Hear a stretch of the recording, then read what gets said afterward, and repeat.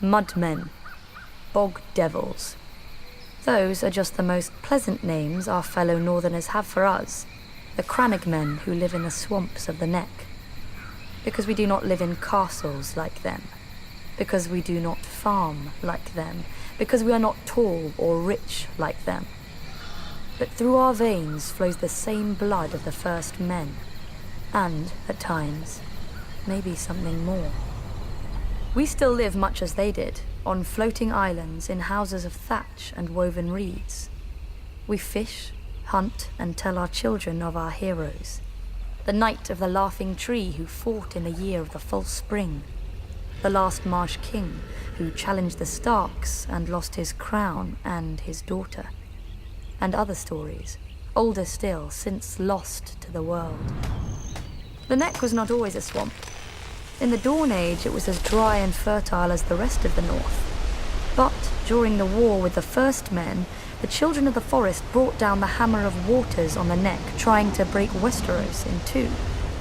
When the waters finally receded, they left the bogs and swamps we know today. Many of the first men decided to fight on, but my ancestors wisely chose to heed the children's power and advance no farther.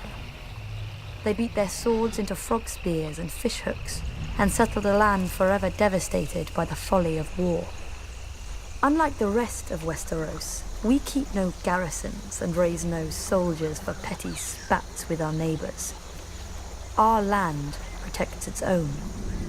An outsider will find in the neck an endless morass of suckholes, quicksands, and green grass that looks solid to the unwary eye, but turns to water the instant you tread on it. If you're lucky enough to be armored, you'll only drown inside your own steel. If you're not, you get to meet what swims in that water. Serpents and monstrous lizard lions with teeth like daggers and never enough to eat. Don't worry. Only your horse will live long enough to feel their poisons burning through it.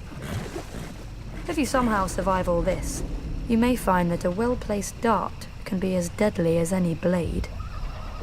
Not that you'll see us blowing it your way. Since the fall of the last Marsh King, House Reed has ruled the neck beneath the banner of a black lizard lion on a grey-green field.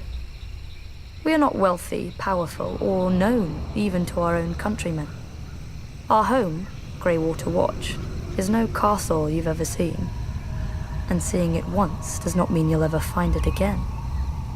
For Greywater Watch moves.